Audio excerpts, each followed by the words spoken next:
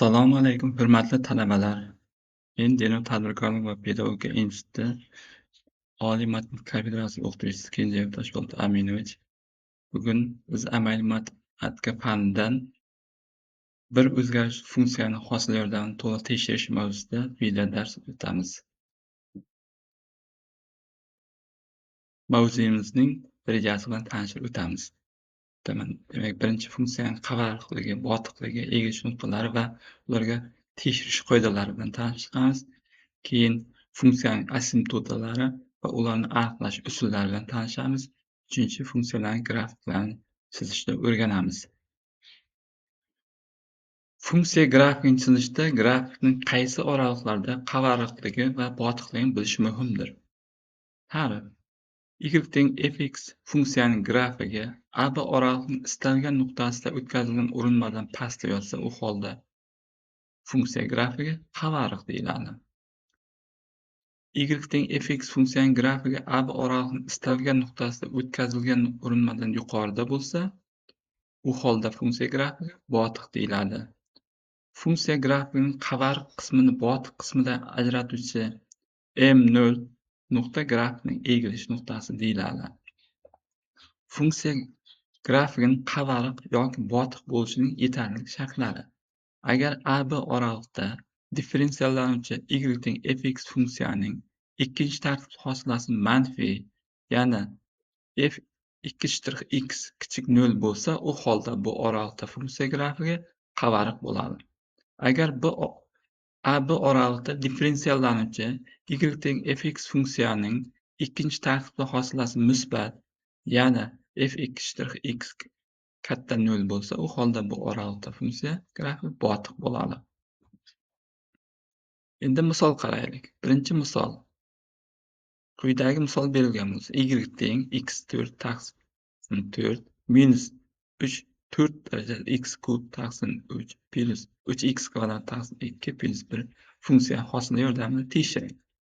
Demak, bu funksiyani hosil yordamida tekshirish uchun birinchi tartib hosilasini olamiz. X kub minus 4x kvadrat minus 3x kvadrat. Ikkinchi tartib hosilasi 3x kvadrat minus 8x plus 3 bo'ladi. Kritik nuqtalarni topamiz. Fx f(x) teng 0 hisoblab, demak x1 teng 0, x2 teng 1, x3 teng 0 ni topamiz. Bu yerda endi ikkinchi tartibli hosilasini hisoblab ko'ramiz. Demak, f(x' 0 teng 3 ga musbat, f'1 teng minus 2 ga, f(x' 3 teng 6.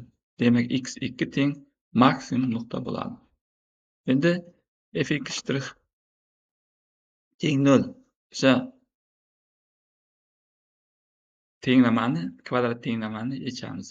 Bu kvadrat tenglamaning yechimi demak x1 4 plus ildiz 7 taqsim 3 va x2 4 minus ildiz 7 taqsim 3 bo'lyapti. Demak, funksiya grafigi minus cheksizdan 4 minus 7 taqsim 3 va 4 plus 7 ildiz 7 taqsim 3 plus cheksizgacha oraliqlarda botiq. 4 minus ildiz 7 taqsim 3 4 plus 7 ildiz 7 taqsim 3 gacha bo'lgan oraliqda esa qavariq bo'lar ekan. Ta'rif: agar y teng fx funksiya grafikidagi nuqta shu grafik bo'ylab cheksiz uzoqlashganda, undan biror to'g'ri chiziqgacha bo'lgan masofa 0 ga intilsa, bu to'g'ri chiziq y teng fx funksiya grafikining asimtotasi deb ataladi. Funksiya grafikining vertikal, gorizontal va og'ma asimtotalari bo'ladi. Agar chap yoki o'ng limitlardan hech bo'lmaganda bittasi plus minus cheksizlikka teng bo'lsa, x teng x0 to'g'ri chiziq vertikal asimtota deyiladi. Agar uzilish nuqtasi yoki aniqlanish sohasining chegaraviy nuqtasi bo'lsa, x teng x0 to'g'ri chiziq y teng fx funksiyaning vertikal asimtotasi bo'lishi mumkin. Agar x cheksizlikka intilganda fx funksiyaning limiti 1 ga teng bo'lsa, y teng 1 to'g'ri chiziq gorizontal asimtota deyiladi. Agar x cheksizlikka intilganda fx taqsim x funksiyani limiti k ga teng bo'lsa va k 0 dan farqli bo'lsa va x cheksizlikka intilganda fx minus kx ayirmasi limit b ga teng bo'lsa, u holda y teng kx plus b to'g'ri chiziq y fx funksiya grafigi og'ma asymptota bo'ladi. Biz quyida funksiya va uning asymptotasi koordinatlar sistemasi o'zaro qanday joylashishini ko'rib chiqamiz. Misol, y teng 1 taqsim x funksiyaning vertikal asymptotasi x teng 0 to'g'ri chiziqdir. Y teng 0 to'g'ri chiziq esa gorizontal asymptota bo'ladi. Uchinchi misol, y teng 1 taqsim x plus 3 funksiyaning vertikal asymptotasi x teng minus 3 to'g'ri chiziqdir. Haqiqatan ham, demak, limit x minus cheksizga intilgan 1 taqsim x cheksizga teng bo'lyapti. X minus 3 ga chapda intilganda 1 taqsim x limit minus cheksizga. Bu misolda y teng 0 to'g'ri chiziq esa gorizontal asymptota bo'ladi. To'rtinchi misolni qaraymiz. Y teng x kvadrat plus x plus 1 taqsim x minus 1 funksiyaning asymptotasini topamiz. Demak, bu yerda k 1 ga teng bo'lyapti, L 2 ga teng bo'lyapti. Demak, y teng x plus 2 to'g'ri chiziq berilgan funksiyaning asymptotasi hisoblanadi. Endi funksiyalarni grafiklarni chizish uchun qanday amallar bajarilishi kerak? O'shalar bilan tanishib chiqamiz. Demak, y fx funksiyani chizishda oldin uning asosiy xususiyatlarini aniqlab olish kerak. Buning uchun quyidagilarni amal qilinadi. Birinchi, funksiyaning aniqlangan sohasi topiladi. Ikkinchi, funksiyaning juftliqligi va davriyligi tekshiriladi. Uchinchi, funksiya grafining koordinata o'qlari bilan kesish nuqtalari topiladi. To'rtinchi, funksiyaning ishorasi o'zgarmaydigan oralıqlar topiladi. Beshinchi, funksiya grafining asymptotalari topiladi.